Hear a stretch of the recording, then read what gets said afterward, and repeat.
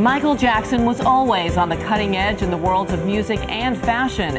And when he first wore a white glove to perform Billie Jean, well, a fashion trend was born. Well, now the U.S. government is stepping in to try to make sure one of Jackson's iconic gloves doesn't stay in the hands of the son of an African dictator, accusing him of using dirty money to fund his lavish spending sprees. ABC's Aditi Roy is in Los Angeles with the story. Hey, Aditi.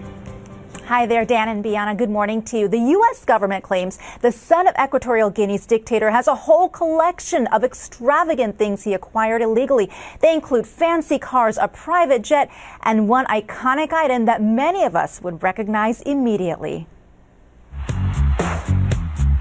Michael Jackson was as much the king of pop as a style icon. It is almost impossible to separate the legendary singer's career from that jacket, that hat, and of course, that crystal glove.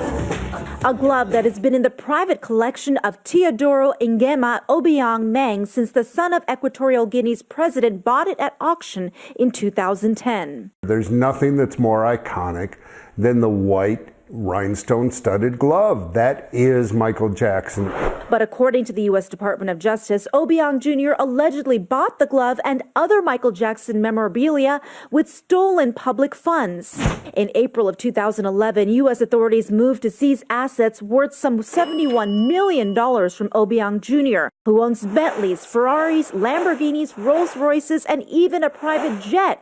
And just last year, the French government seized his $100+ million mansion, where they found millions more in luxury goods and cars. The U.S. government's original case was thrown out in April of 2012, but now the Justice Department has filed a new complaint putting Obiang Jr.'s suspected illegally obtained items, including the Michael Jackson glove, back in jeopardy. There's nobody who doesn't want a piece of Michael Jackson's glove. Whether Michael's alive or whether he's not, it's just such an important symbol. Obiang Jr.'s lawyers have argued that the U.S. still has no grounds to seize the pop souvenirs, but the U.S. government is ready to fight and beat it.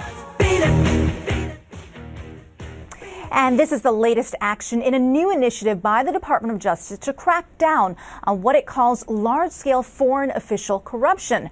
By the way, Obiang Jr. himself is a musician, Dan and Bianna. That might explain the fascination with $2 million worth of Jackson memorabilia. And they also say that he apparently had an annual salary of just $100,000 a year. What a fancy lifestyle for that small salary. You just love saying son of an African dictator. You've been saying that all morning. Well, because he's buying Michael Jackson's glove. There's just something that just doesn't make, I don't know. Well, you know, it's great to see all those images of Michael Jackson. We loved all that music growing up. Fantastic. Aditi, thank you.